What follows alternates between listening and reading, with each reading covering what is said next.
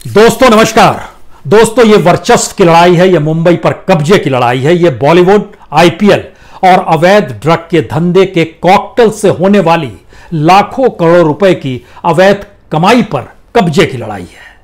ये एक ऐसी लड़ाई है जिसमें आप हो सकता है कोई हत्यारा खोज रहे हो, आप किसी को गुनाहगार मान रहे हो, कोई किसी को बेकसूर मान रहा हो, कोई न्याय का जिक्र कर रहा हो, लेकिन इस राजनीतिक बिसात पर जो नजर आ रहा है, दिखाई दे रहा है या दिखाया जा रहा है, वो सब सिर्फ प्यादे हैं। खेल असल में इस वक्त उस पूंजी पर कब्जे का है क्योंकि मौजूदा वक्त में इस देश की इकोनॉमी बीते 4-5 बरस से जिस तरह से लड़खड़ाई है, इंडस्ट्री खड़ी नहीं हो पाई, रोजगार बाजार में है नहीं, कॉरपोरेट धीरे धीरे धराशायी होने लगे, इन्वेस्टमेंट धीरे धीरे रुक गया और एक ऐसी कमाई इन सब के बावजूद बॉलीवुड की होती रही, आईपीएल की होती रही, ड्रग बाजार की होती रही और पॉलिटिशियंस की भी अपनी कीमत लगातार बढ़ती चली गई। यह बिसात दरअसल इसी की है और आज जरा इसको समझने की कोशिश कीजिए। असल लड़ाई इस बात को लेकर है कि मुंबई का किंग होगा कौन। और जब इस बात का जिक्र कर रहे हैं तो आज इस बात को समझिए कि जो बॉलीवुड यानी फिल्म इंडस्ट्री है, हमको लगता है एक लकीर खींचनी चाहिए 2014 पर, क्योंकि भारत की राजनीति में 2014 इसलिए एक सबसे मोटी लकीर है क्योंकि इसने मुंबई को लेकर, महाराष्ट्र को लेकर, वहां की शिवसेना को लेकर, शरद पवार को लेकर, गुजराती मराठियों की लड़ाई को लेकर और शायद व्यापार जगत में गुजरातियों के कब्जे और महाराष्ट्र में क्षेत्रीय राजनीति करने वाली पॉलिटिकल पार्टी के वसूली पर भी सीधे हमला किया है। तो इस बिसात में शायद आपको अलग अलग वजीर दिखाई देंगे। उद्धव ठाकरे शिवसेना के मुखिया, वह भी एक वजीर के तौर पर मौजूद हैं। एक वजीर शरद पवार हैं जिनकी मौजूदगी मुंबई में शायद उनकी आंखों के नीचे से निकलकर ही कुछ भी हो सकता है, बाकी चीजें दिखाई ना दे, ऐसा होता नहीं है। लेकिन एक तीसरी मौजूदगी पहली बार दिल्ली से हुई है। कह सकते हैं 2014 का जिक्र तो फिर नरेंद्र मोदी गुजरात से निकलकर दिल्ली पहुंचे, अमित शाह गुजरात से निकलकर दिल्ली तक पहुंचे और यह लड़ाई शायद गुजराती उद्योगपति, कॉरपोरेट व्यापारियों के साथ खड़े होकर महाराष्ट्र की राजनीति को चुनौती देना भी है, डिगाना भी है, या ये कहें कि जो कॉकस चलता है इस पूरी कमाई पर, उस पर किस तरीके से कब्जा किया जाए और शिवसेना को दरकिनार किया जाए, ये लड़ाई इस बात को लेकर भी है। लेकिन कितनी पूंजी है, कैसे ये पूंजी बनती है और झटके में जिक्र तो हो रहा था हत्यारे की खोज का, इस सब के बीच ड्रग के खेल को होते होते किस तरीके से नैरकोटिक्स डिपार्टमेंट आकर चला गया। सीबीआई अभी तक खामोशी बरती हुई है। इकोनॉमिक ऑफेंस से जुड़ा ब्यूरो भी अब किस तरीके से काम करेगा और क्या क्या कुछ होगा, हमको लगता है तथ्यों को जब आपके सामने रखना शुरू करेंगे तो आप समझ जाइएगा कि दरअसल ये एक ऐसी बिसात है जिस बिसात में वजीर आपको दिखाई आखिर तक नहीं देगा। जो दिखाई दे रहे होंगे वो हो सकता है प्यादे से भी छोटे हों और उन्हीं के इर्द गिर्द तमाम न्यूज चैनल, मीडिया हाउस या फिर आप भी रिपोर्ट्स देख पा रहे होंगे। बॉलीवुड 2014 में इसकी जो वैल्यू थी इंडियन फिल्म इंडस्ट्री की, वह 13,800 करोड़ की थी। 2019 में यह बढ़कर 19,900 करोड़ हो गया। इतना इजाफा सामान्य तौर पर किसी इंडस्ट्री में नहीं होता है जो बॉलीवुड में हो गया। जो आईपीएल है उसकी ब्रांड वैल्यू 2014 में 23,438 करोड़ थी। 2019 में आईपीएल की ब्रांड वैल्यू बढ़कर 49,807 करोड़ हो गई। ड्रग का बाजार जो मुंबई के भीतर में जो नैरकोटिक्स डिपार्टमेंट अपने तौर पर आकलन करते रहा 2014 में, वो 35,000 करोड़ का बताया जाता था, जबकि उससे कई गुना ज्यादा रहा होगा। लेकिन जो बताया गया वो जिक्र है 35,000 करोड़ का और 2019 तक ये बढ़ते बढ़ते 90,000 करोड़ हो गया। कोई इंडस्ट्री इस रूप में डेवलप नहीं हो पाती है। इतना ही नहीं बल्कि पॉलिटिशियंस की कीमत भी इस दौर में कैसे बढ़ी। महाराष्ट्र में विधानसभा चुनाव जब 2014 में हुए थे तो 288 विधायक जो चुने गए थे, उनके पास कुल संपत्ति जो थी उस वक्त वो 3,110 करोड़ की थी। लेकिन 2019 के चुनाव में यह बढ़कर 6,456 करोड़ हो गया। यानी 2014 में प्रति एमएलए जो कीमत थी वो तकरीबन 10 करोड़ 87 लाख थी, जो 2019 में बढ़कर प्रति एमएलए की जो कीमत है वो 22 करोड़ 42 लाख हो गई। यह रफ्तार सिर्फ इस 4 इंडस्ट्री में है। राजनीति को इतना पैसा चाहिए और राजनीति से इतना पैसा निकलता है। यह फडणवीस काल के दौर में जब इन्वेस्टमेंट आ रहा था, एमयू पर साइन हो रहे थे, और फिर जब सत्ता डगमगाने लगी तो एमयू कैसे खारिज होने लगे, और उसके बाद नौकरियां नहीं मिली, लोग कितनी बड़ी तादाद में बेरोजगार वहां पर हुए, और यह सब कुछ लॉकडाउन से पहले की स्थिति है। तो यह एक ऐसी लड़ाई लड़ी जा रही है जिसके भीतर हमको लगता है जरूर चलना चाहिए।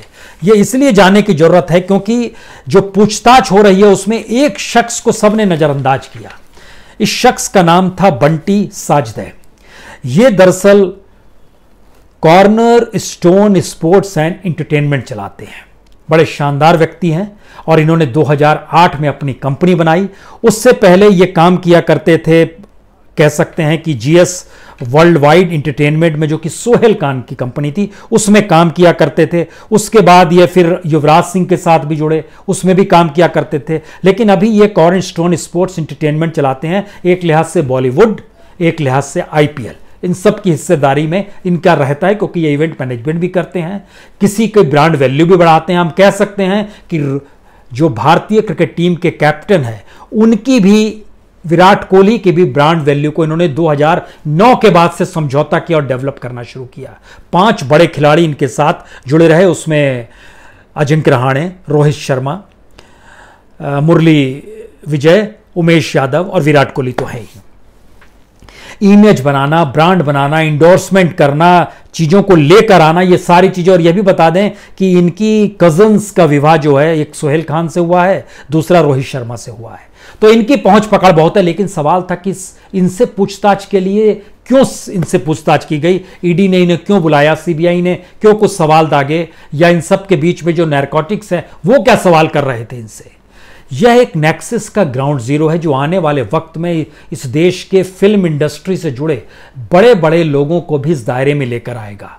क्योंकि यह एक बड़ा अजीबोगरीब सवाल है। इस देश के भीतर में झटके में भारत की फिल्में 100 करोड़ से बढ़ते बढ़ते 600 करोड़ तक कैसे कमाने लगी।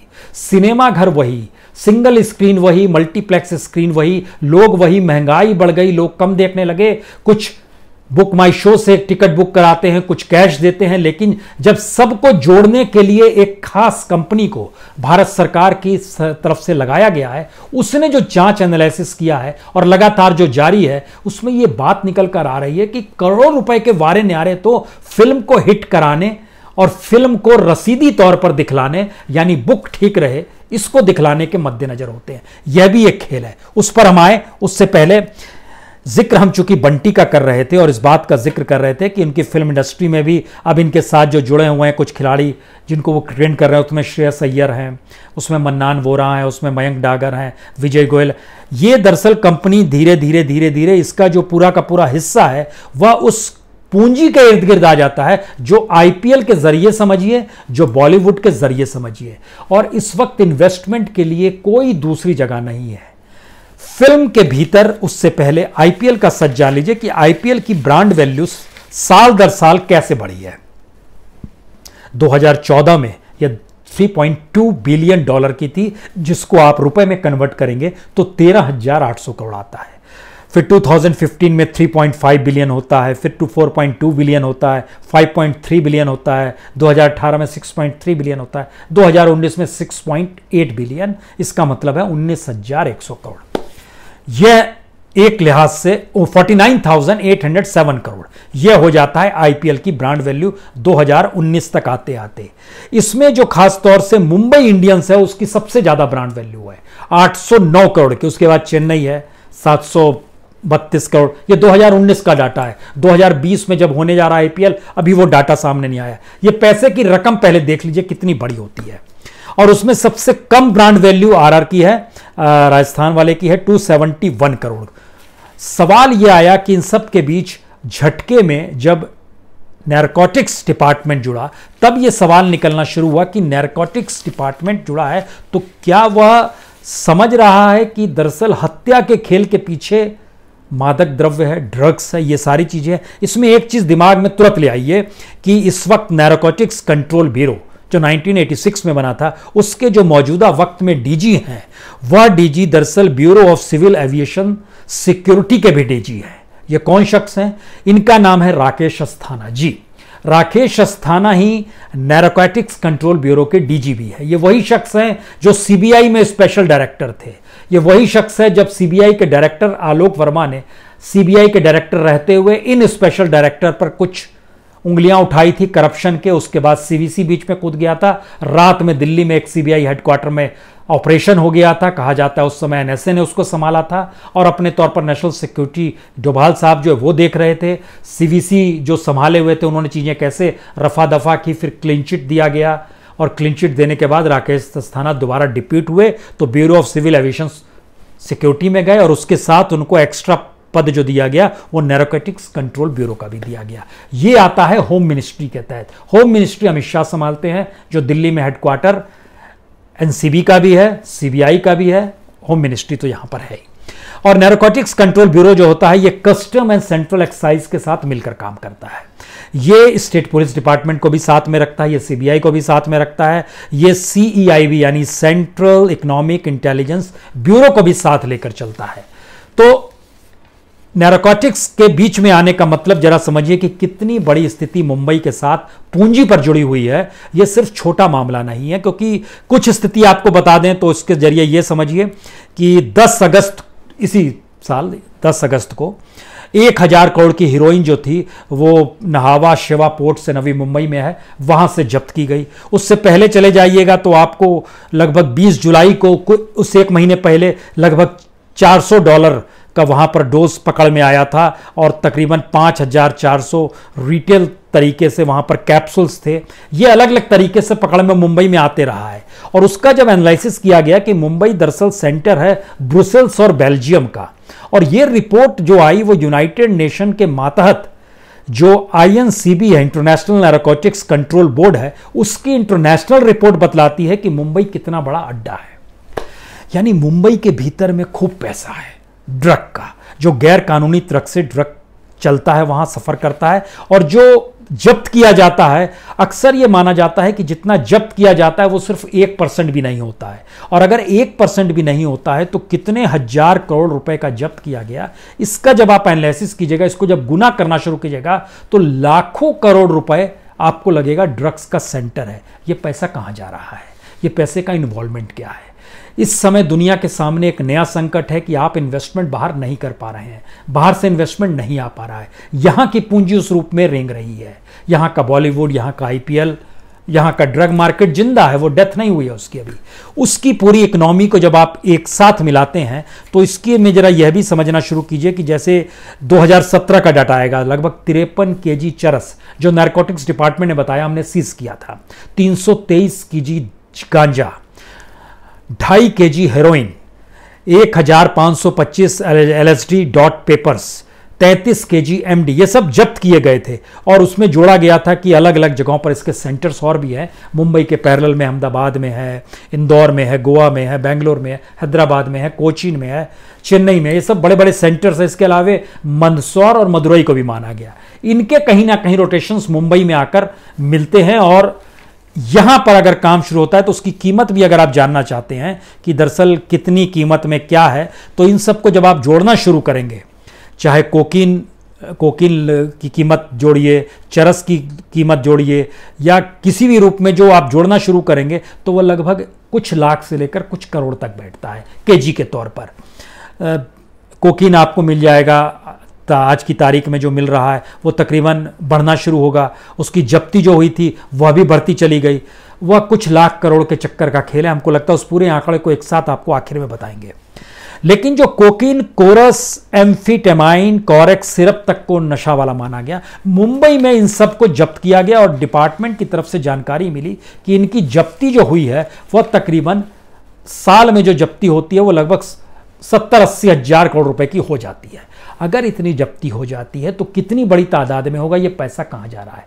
IPL से इसके क्या संबंध है, बॉलीवुड से क्या संबंध है, बॉलीवुड से संबंध निकाले जा रहे हैं, क्या आने वाले वक्त में आईपीएल में चीजें जाएंगी, और इन सब के साथ अब बॉलीवुड की फिल्मों के उस कच्चे चिट्ठे को भी निकाला जाएगा जिसमें बॉलीवुड की फिल्में कैसे 100 करोड़, 200 करोड़, 300 करोड़, 400 करोड़, 600 करोड़ तक कमा लेती है। क्योंकि इस देश के भीतर में जितने सिंगल स्क्रीन है, अब ईडी इस दिशा में बढ़ गई है, जो जांच हो रही है, जरा इसको समझिएगा।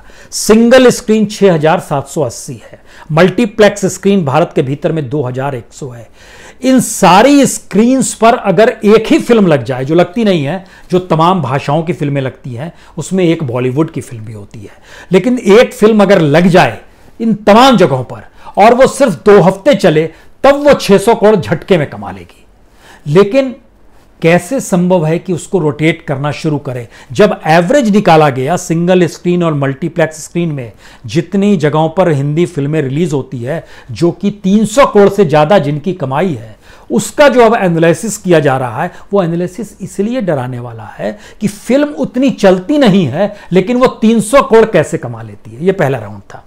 दूसरा राउंड है जिन फिल्मों में जोड़ा जाता है कि इन्हें हमने विदेश से लिया, हमने इतना खर्च किया, ये किया, उसमें अब कुछ चीज़ें और निकाली गई है कि जो एक्टर्स को पैसे दिए जाते हैं, जो डायरेक्टर्स को पैसे दिए जाते हैं, जो स्पेशल इफेक्ट एक्सपर्ट को पैसे दिए जाते हैं, जो रिकॉर्डिंग के पैसे होते हैं, जो डबिंग स्टूडियो को होते हैं, लॉजिस्टिक कॉन्ट्रैक्टर्स होते हैं, जो टेक्नीशियंस होते हैं, जो लाइन प्रोड्यूसर्स होते हैं, डिस्ट्रीब्यूटर्स होते हैं, स्टूडियो होते हैं, आर्टिस्ट होते हैं, ओरिजिनल साउंड देने वाले लोग होते हैं, सारी चीजों को मिलाना शुरू किया गया तो जानकारी आ रही है कि हवाला और हॉट मनी रूट्स इन सब के बीच में बड़ी तेजी से काम करता है। जो दिया जाता है पैसा जिन कलाकारों को, जिन टेक्नीशियंस को, जिनको भी, उनकी जो इनकम है अपने जो उनके पास पूंजी है, जैसे एक आकलन किया जाता है रिया चक्रवर्ती का कि आपके पास इतनी पैसा कहां से आया, या किसी का भी XYZ का किया जाएगा, तो कहा जाता है आपकी कमाई इतनी नहीं है तो आपके पास इतना पैसा कहां है। इसी लिहाज से इनको जो चेक पेमेंट किए जाते हैं या ऑनलाइन ट्रांसफर किया जाता है, उसके पैरेलल में अगर इनकी पूंजी ज्यादा है, तो क्या ये बॉलीवुड एक ऐसे पैसे पर बैठा हुआ था या बैठा हुआ है, और उसको धराशायी नहीं करना है, बल्कि उस पूंजी पर पॉलिटिक्स को कब्जा करना है। क्योंकि बिहार, महाराष्ट्र के भीतर में यह माना जाता है कि जो भी सत्ता में होता है उसका कब्जा होता है, और मौजूदा वक्त में शिवसेना है। शिवसेना की उस पूरी पूंजी पर कमाई है। कल तक जिस पूंजी के जरिए उसको, जो भारत सरकार के गृह मंत्री और प्रधानमंत्री हैं जो उसको वसूली पार्टी 2014 में कह रहे थे, तो वो पार्टी वसूल करती थी, वसूली लेती थी, यह जिक्र किया जाता था शिवसेना के जरिए। लेकिन अब तो वो सत्ता में है, कॉन्स्टिट्यूशनली है, तो चीजें कॉन्स्टिट्यूशनली उसके हाथ में है, और शायद यही बात ना शरद पवार पचा पा रहे होंगे, ना दिल्ली में बैठी सत्ता पचा रही होगी। और ये एक टकराव उस पूंजी पर कब्जे का है। और जब इसमें बात ये निकल कर आई कि आखिर फंडिंग कौन करता है, फंडिंग इससे पहले खासतौर से जो बिजनेस सेंटर्स होते थे, जिसमें डायमंड मर्चेंट्स होते थे, जो प्रॉपर्टी डीलर्स होते थे, वह करते थे, उनकी भी फंडिंग नजर में आने लगी कि इस दौर में धराशायी हुई तो ड्रग का मार्केट तेजी से आगे बढ़ा है। और अनअकाउंटेड मनी जो आईटी के नोटिस जारी हो रहे हैं, उसमें section 37, section 14A, section 44, section 69C, ये अलग अलग जरिए, सेक्शन 40, ये अलग अलग तरीके से जारी हो रहे हैं। लेकिन इन सब के बीच में यह एक सवाल है कि पैसा कहां से आ रहा है, ब्लैक से व्हाइट कैसे बनाया जा रहा है, गैंगस्टर और पॉलिटिशियन तक इसमें इन्वॉल्व है, इसमें अपने तौर पर प्रॉपर्टी डीलर्स भी इन्वॉल्व है, इसमें बिजनेस सेंटर्स भी इन्वॉल्व है। सवाल यह नहीं है कि उसको धराशायी करना है, सवाल है पहली बार दिल्ली को नकेल भी कसनी है। और मुंबई में बैठे हुए जो राजनीतिक शिवसेना के हाथ में सारी चीजें कब्जे में है, अब वो छीना झपटी शुरू हुई है कि ये हमारे हाथ में आ जाए, उसकी लड़ाई लड़ी जा रही है। और शायद इसीलिए इन तीनों के कॉकटेल्स के बाद जो नजर आता है वो पॉलिटिशियंस का हिस्सा नजर आता है। और हमको लगता है कि महाराष्ट्र के पॉलिटिशियंस को आपको इसलिए परखना चाहिए क्योंकि महाराष्ट्र के पॉलिटिशियंस की एक खासियत है, वहां बहुत ज्यादा पढ़े लिखे पॉलिटिशियंस नहीं है। 8वीं 10वीं पास तक हमने देखा जो कैंडिडेट्स बनाए जाते हैं, फिर वो जीत भी जाते हैं, लेकिन हर कोई करोड़पति जरूर है, हर के पास संपत्ति बहुत बड़ी है, हर के ऊपर केसेस जरूर चल रहे हैं। ये एक अजीबोगरीब फितरत है। जैसे मौजूदा वक्त में महाराष्ट्र की विधानसभा के भीतर आप देखिएगा तो आपको जानकर हैरत होगी कि 288 विधायकों में से 176 विधायकों पर हलफनामे में उन्होंने क्रिमिनल केसेस का जिक्र किया है। इस 176 में से 113 विधायक तो ऐसे हैं जिन्होंने सीरियस क्रिमिनल केसेस का जिक्र अपने ऊपर किया है। यानी ये विधायक बनने से पहले जिस प्रोसेस को जी रहे थे, जो सीरियस क्राइम होता है, उस क्राइम में आप सोच रहे होंगे कैसा क्राइम है सीरियस। 2 एमएलएस के ऊपर मर्डर का चार्ज है, इसका जिक्र हलफनामे में किया गया, यानी आईपीसी 302 का केस चल रहा है। 11 के ऊपर अटेम्प्ट टू मर्डर यानी आईपीसी 307, 4 के ऊपर किडनैपिंग आईपीसी 36। ये एमएलएस हैं, इनका हम आपसे जिक्र कर रहे हैं और उन्हीं के जरिए कानून को देखना है, उन्हीं के जरिए उस पूंजी को देखना है जो पूंजी के ऊपर अब लड़ाई हो रही है कि इस पे कब्जा किसका होगा। यह कब्जे की लड़ाई है, वर्चस्व की लड़ाई है, जिसका जिक्र हमने आपसे शुरू में ही किया। पॉलिटिक्स के भीतर का सच यह है कि महाराष्ट्र की पॉलिटिक्स में सबसे ज्यादा पैसे की कमाई उन विधायकों की बढ़ जाती है जो विधायक एक बार जीते फिर दूसरी बार जीते, यानी री इलेक्टेड हो जाए। लेकिन मौजूदा वक्त में कितने री इलेक्टेड हुए, कैसे क्या हुआ, हम उसको जोड़ें तो उससे पहले यह समझिए कि बीजेपी के 65 विधायक ऐसे हैं जिन पर क्रिमिनल केसेस चल रहा है, 105 विधायकों में से, जिसमें 40 पर सीरियस है। शिवसेना के 56 में से 31 विधायकों पर क्रिमिनल केस है, उसमें 26 पर सीरियस है। एनसीपी के 32 विधायकों में से, एनसीपी के 54 में से 32 विधायकों पर क्रिमिनल केस है, 17 पे सीरियस केस है। कांग्रेस के 44 विधायक हैं, उसमें से 26 पर क्रिमिनल केस है, उसमें से 15 पर सीरियस क्रिमिनल केस है, और 12 इंडिपेंडेंट जो है उन 12 पर सीरियस क्रिमिनल केसेस चल रहे हैं। यह तो एक हिस्सा है उनके अपराध, कैसे कैसे चीजें डेवलप होती है, और अपराध उस पूंजी के जरिए जिक्र हो रहा है जिसमें इन तीनों का इन्वॉल्वमेंट आपको नजर आएगा। उसमें कहीं ना कहीं आईपीएल का जिक्र होगा, कहीं ना कहीं बॉलीवुड का जिक्र होगा, कहीं ड्रग्स का जिक्र होगा, कहीं बिल्डर्स का जिक्र होगा, कहीं मकान कब्जियाना होगा। और यह पूंजी जब एक साथ कलेक्ट होगी तो इस पर कब्जा जो होता है, जिसकी सत्ता रहेगी कब्जा तो उसी का रहेगा, पुलिस तो उसी के हिसाब से काम करेगी। मुंबई पुलिस की तारीफ कभी भी उस राज्य के मुखिया ने नहीं की जो मुख्यमंत्री हो या उसकी सत्ताधारी पार्टी हो, लेकिन मुंबई पुलिस के काउंटर में हमेशा से जो विपक्षी राजनीतिक दल होते हैं वह जरूर आरोप लगाते हैं। इस समय बीजेपी भी आरोप लगाती है कि मुंबई पुलिस ठीक तरह काम नहीं कर रही होती, लेकिन अगर फडणवीस की सरकार होती तो मुंबई पुलिस बहुत बेहतर काम कर रही है, यह बीजेपी कहती। शिवसेना हमेशा से कहती रही मुंबई पुलिस उनके खिलाफ काम करती रहती थी जिस समय वो विपक्ष में थे। तो इस सियासत में ना फंसिए, राजनीति ही चीजों को संभालती है, उसी के भीतर के क्रिमिनल वाले एस्पेक्ट हैं, उसी के भीतर कैपिटल वाले एस्पेक्ट हैं। क्योंकि जब इन चीजों का जिक्र हमने आपसे करना शुरू किया तो हमने सोचा कि कितने बड़ी तादाद में विधायक करोड़पति, पता चला 96% करोड़पति हैं विधायक जो 288 बैठे हुए हैं। लेकिन इसका दूसरा सच यह भी है कि इनकी संपत्ति कैसे कैसे किस किस रूप में बढ़ती गई। हमको लगता है यह भी जानिए, जो लोग री इलेक्ट होते हैं 2014 में कितनी संपत्ति थी, 2019 में कितनी संपत्ति हो गई।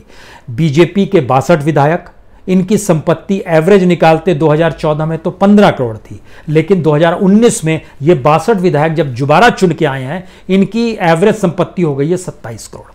शिवसेना की 7 करोड़ हुआ करती थी, जो 25 विधायक 2014 में भी चुनकर आए थे, 2019 में भी 25 विधायक वही चुनकर आए, ये हो गए 7 करोड़ से बनकर इनकी एवरेज संपत्ति 18 करोड़ हो गई। ये दिखाने वाली संपत्ति है, नहीं दिखाने वाली पर नहीं जा रहे हैं।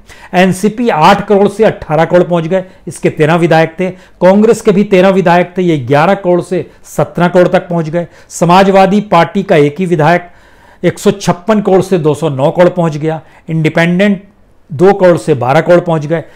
टोटल 118 विधायक जो री इलेक्ट हुए 2014 के बाद 2019 में भी, ये 14 करोड़ से 25 करोड़ पहुंच गए। यानी विधानसभा का भी एवरेज संपत्ति की जितनी बढ़ गई वह लगभग 78% है। 78% किसी ब्यूरोक्रेट की नहीं बढ़ती, 78% किसी इजाफा जो होता है किसी कॉरपोरेट में नहीं होगा, ब्यूरोक्रेट में नहीं होगा, इंडस्ट्री में नहीं होगा, किसी व्यापार में नहीं होगा, लेकिन पॉलिटिशियंस में हो जाता है, वह भी दिखाने वाले स्थितियों के साथ।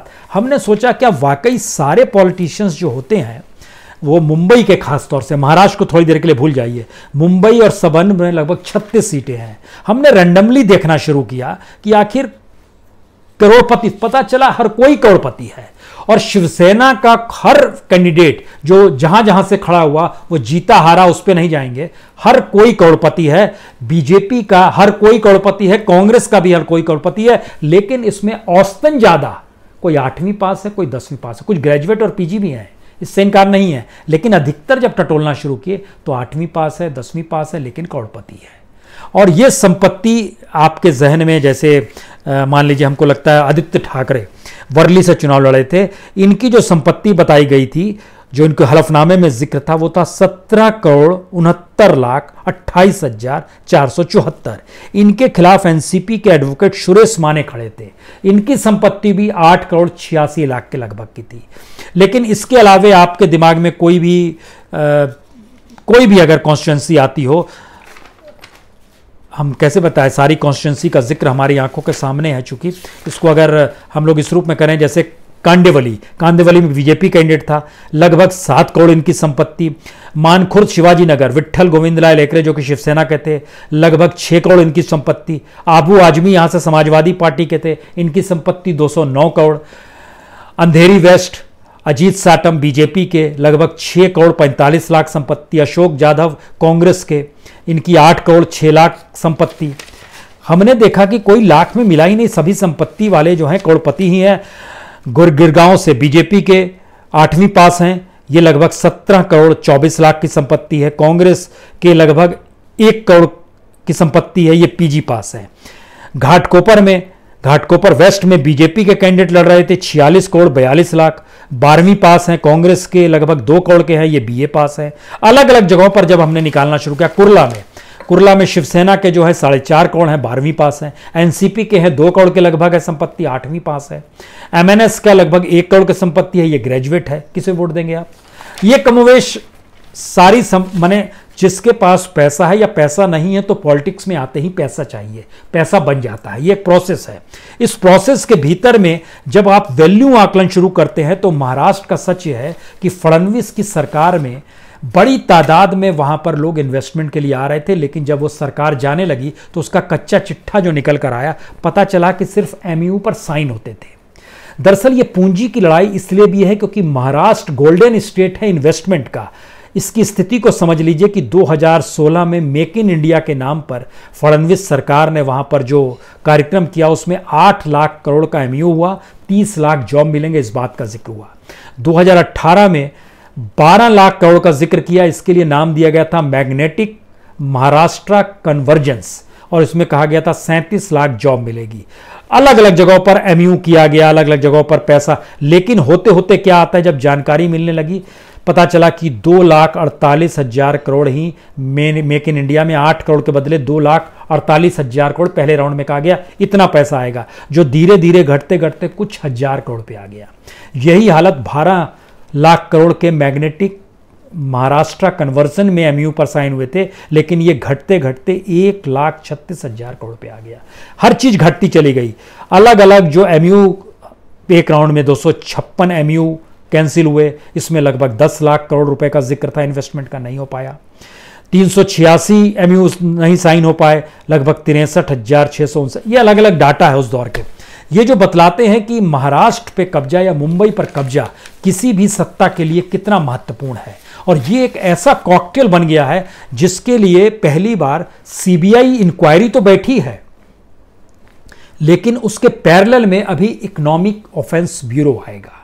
ईडी अपने तौर पर जांच कर रहा है, नैरकोटिक्स अपने तौर पर जांच कर रहा है, और यह स्थिति धीरे धीरे उस पूरे वर्चस्व को जो मुंबई का किंग कौन वाली फिलॉसफी पर आ जाएगी, उस पे कब्जा की थ्योरी है। और आखिर में यह कितनी बड़ी पूंजी होगी जो कि पॉलिटिकल पार्टी चाहती है कि उनका कब्जा रहे, और शिवसेना फिलहाल वहां की सत्ता में है तो उसका कब्जा है, हमें यह मानकर चलना चाहिए। यह पूंजी जो है कम से कम 10 लाख करोड़ से ज्यादा की है, ज्यादा से ज्यादा इसको लगभग 5 से गुना कर दीजिए, 50 लाख करोड़ भी हो सकते हैं। यह स्थिति 10 लाख करोड़ से 50 लाख करोड़ के खेल के बीच में कौन नहीं चाहेगा, और इसमें वो तमाम इन्वेस्टमेंट के कमीशन भी शामिल कर लिया जाए तो ये चीजें और बढ़ जाएगी। तो आप न्याय खोज रहे हैं, हत्यारे को खोज रहे हैं, आरोपी को खोज रहे हैं, किसी को बेकसूर ठहरा रहे हैं, भूल जाइए। ये वर्चस्व की लड़ाई है।